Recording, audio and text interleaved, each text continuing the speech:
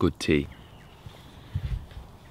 Okay, so I feel like all of the advice on the internet about how to read more books and how to become a better reader is from people who are just naturally really good readers, who have always read loads of books, read really fast, and just find the whole thing very easy.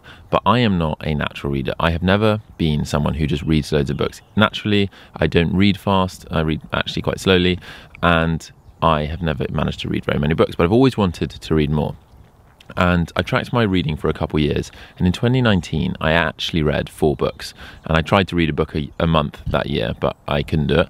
And then the following years I read like 4, 5, 6 books. But this year I've actually managed to dramatically increase my reading to roughly 1 book a week, and I want to tell you all of these simple ways in this video that I have done that, and by the end of it you'll know all of the things you need to do to read more books. And they're quite simple, but I just wanted to cut through all of the noise and just give you the actual, like, really simple ways you can go from being someone who doesn't read very much but wants to someone who actually reads lots. And I do, this is for like non-fiction and fiction books, doesn't matter. I've mostly been reading non-fiction books over the past year, but I want to read more fiction as well. These tips just apply for whatever type of book. It's just how to read more books, and it doesn't matter what they are. And the numbers are total vanity metrics. It really doesn't matter how many books you actually read or how fast you actually read. The point is to read more, not to just read more books so that you can tell people how many books you've read, or, you know, record how many books you've read. I just put that in the title because it's a little bit clickbaity, but please forgive me. I actually just want to share the genuine reasons, genuine ways that I have actually managed to read more. So the first one is read what you love until you love to read. So this is from a guy called Naval Ravikant, who's kind of sort of philosopher thinker type and angel investor, and he has this saying, read what you love until you love to read. And the point is, when we grow up in school and in university and stuff, we are told that you have to read the classics, that you have to read certain books and that you have to finish them, and we'll come on to that. But we're forced to read books that we don't actually want to read. And this is really problematic because it means that we stop reading and that we don't love reading. And the most important thing that will come through all of these tips is that you actually just have to be reading. That doesn't matter what you're reading. It means the most important thing is that you are reading consistently. And if you read what you love, then you will over time love to read. And then you can try and read books that you actually don't like as much and try to tackle them once you love reading more. But when I grew up, I just didn't read stuff very often that I actually really enjoyed. And it meant that I always associated reading with something that was a bit of a chore that I didn't want to do. And yeah, I didn't love to read. So the past year, I've just read way more books that I actually want to read and actually enjoy reading. And it has meant I now have a way bigger appreciation for just the art of reading and how important it is and how useful it is and how much I like it. And so, yeah, read what you love until you love to read. That is the most important thing. The second thing is to quit books. So stop reading books that you don't like. There are so many books in the world that whatever it is you're reading, there'll be something better that you will enjoy more. And you wouldn't have the same approach to like TV shows and to movies. If you're not enjoying it, you would just stop it. And we don't treat TV shows and movies in the same way as these like sacred objects. Books are not sacred. Yes, there are books that if you persist, then you will actually be really glad that you persisted. Obviously, that can be the case. But in the vast majority of cases, if the book hasn't captured you in the first 10%, 20%, the first 50 pages, whatever it is, then just stop reading it. You don't have to continue reading books that you are not enjoying. There are just so many books that it's actually not worth wasting your time on bad books. The third thing is to read multiple books at once. So I used to really struggle with both quitting books and reading more than one book at a time. I basically would read one book at a time and think that I had to finish it, and that's only when that would be when I could move on to the next book. And this really held me back, this mindset, because I basically just didn't really read anything, because I would get stuck reading something that I didn't like, and it would just sit there and I'd be like, oh, I need to get back and finish that book, and it would just take me ages to get through books. That's why I could only read 4 in a year. But now I actually sometimes have like 6 or 7 on the go, and I don't finish all of them. I'm just like kind of reading, picking up whatever I can and reading the books, just because I know that the most important thing is that I'm reading, not what I'm reading necessarily.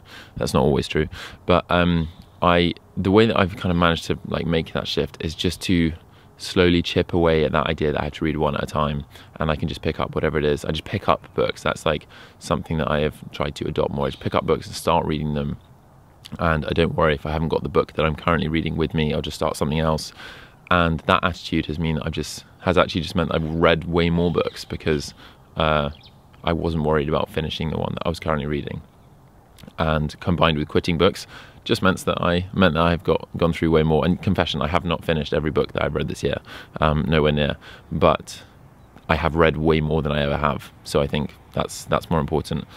The fourth thing is really simple. Again, it's just to surround yourself with books. So I surround myself with books. I have a Kindle, which I keep in my backpack, so I always have a book with me, and sometimes it's by my bed. I then have these physical books, which go actually by my bed, so that I always have something to read at night time. And then I have my AirPods, where I listen to audiobooks. So I basically have a book with me at all times, and the potential to read at all times, which means that just inevitably I will read more. If you want to change your life, change your environment. And so my environment now just includes books at all times, and it's actually something we don't think about enough. If you want to read more, just make it really hard not to read.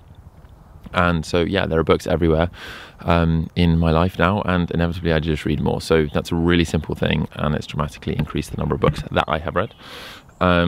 This fifth thing is Audible. So I used to hate listening to audiobooks, but I now use my AirPod Pros and listen to audiobooks a lot. So that has been a significant factor in the way that I've actually increased the numbers of books that I've gone through.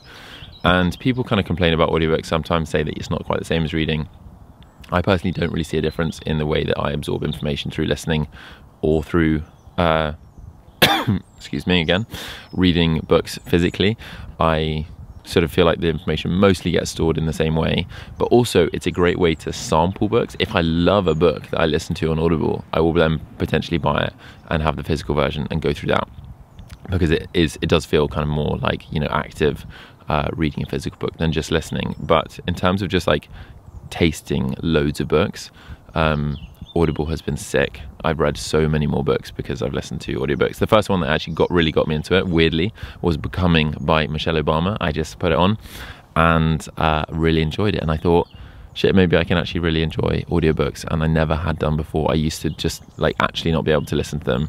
But I sort of worked away at it and knew it could be really valuable.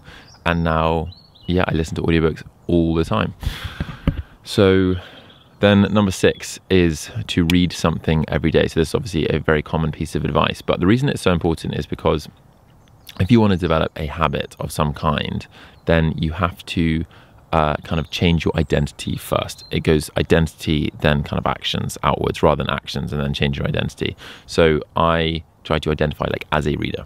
I'm just I am a reader. And so reading a little bit every day kind of affirms that. I get into bed, even if I'm super tired and I don't want to read, I'll just pick up a book. I'll try to 1 or 2 pages, and that just confirms that thing that I am a reader. I am someone who reads, and I think that's really important, especially for me, because I'm not a natural reader. So I'm just reaffirming that. I think for some people who already are, it's probably not as important.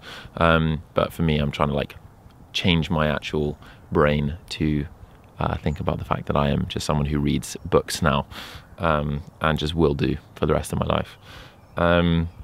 And then the final thing, which has also been a really important factor, is accountability. So one of the biggest reasons why I've read way more in the past year is because I've been making these YouTube videos, and I've actually only made less than 10 videos or something about books. But the fact that I have had to read more because I want to be able to talk about books on here and pick good books and summarize good books that I like, I've just had to read way more, and I felt the need to read way more, which has been such a big motivator. And so obviously most of you are making YouTube videos.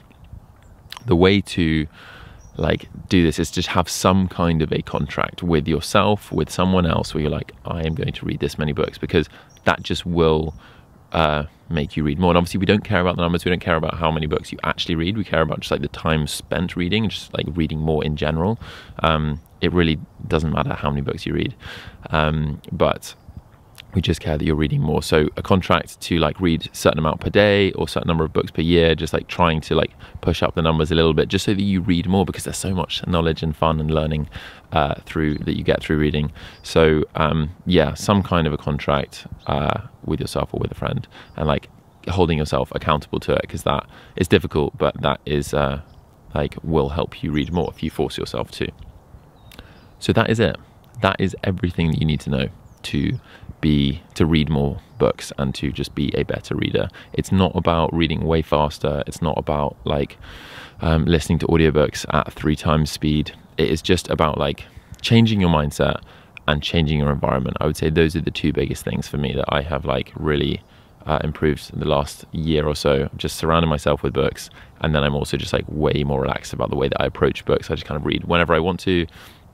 I pick up whatever books nearby. I make it really hard for me to avoid books by having like Kindles and audiobooks and stuff. And yeah, it means that I just read way more, and I read roughly 1 a week. That's something I try to keep in the back of my mind, not because I care. Well, I probably do a little bit, but not because I actually care about reading a book a week, but because I know that like trying to do that will mean that I read more, and reading more is a good thing. But ultimately, I won't be able to read a book a week this year. I will read less than that, so don't worry. But I also haven't finished like the vast majority of them. So yeah, but I hope that helped. Thank you so much for watching. Yeah, read more, go off and read more books. I'll see you in the next video. Thanks for watching. I just realized my face has actually been like squinting the entire video. I hope that hasn't been too distracting, but it's super sunny.